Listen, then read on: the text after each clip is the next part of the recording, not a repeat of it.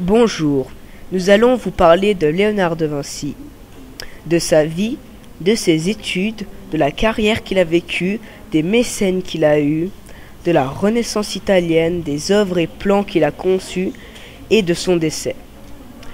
Léonard de Vinci est né le 15 avril 1452 à Toscane, qui est à Vinci en Italie.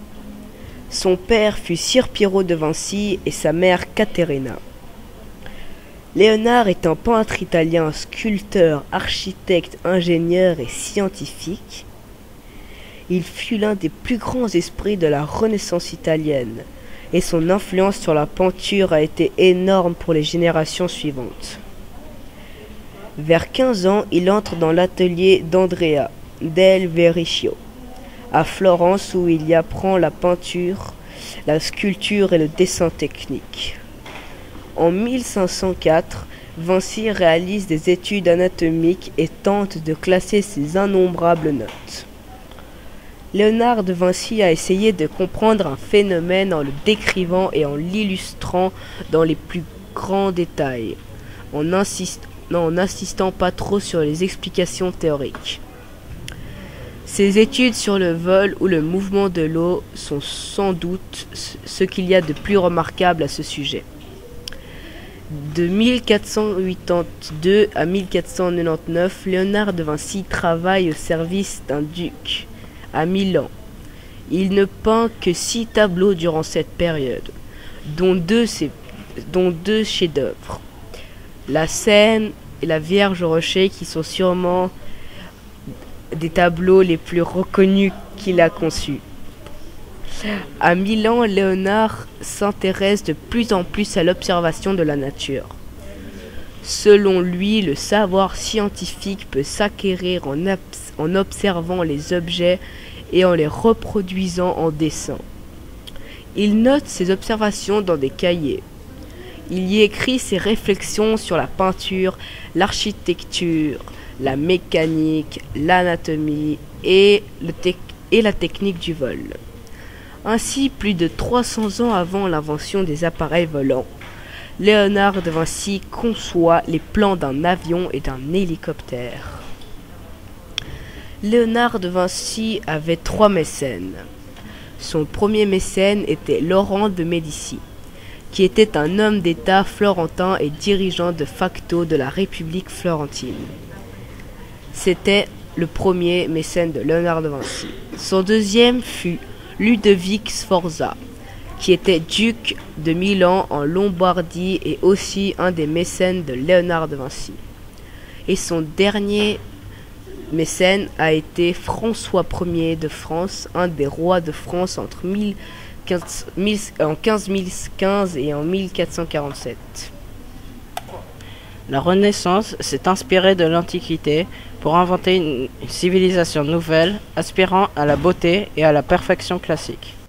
L'Italie est la première à connaître cette renaissance artistique. Rome est un véritable musée en plein air qui ne cesse de fournir des modèles aux artistes. La péninsule est alors morcelée en de multiples États.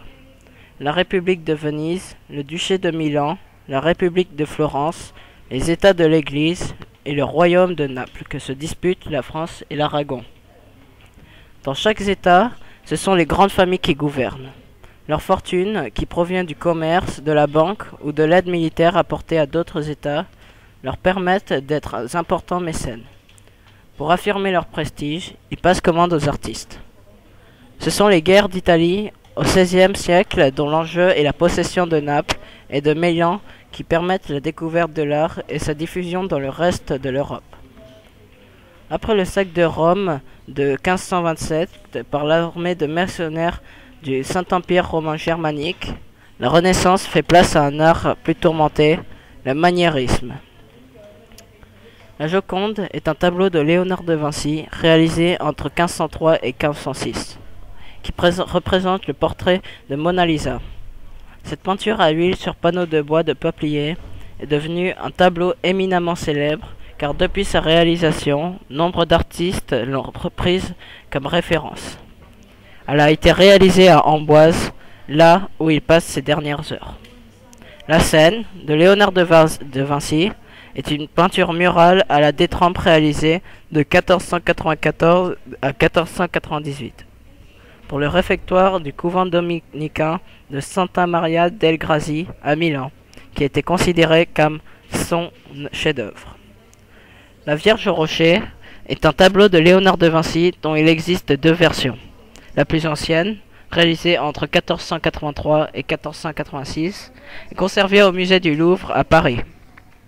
La seconde, qui se trouve à la National Gallery de Londres, peinte pour une église à Milan, la Vierge au rocher se distingue par son contenu symbolique complexe.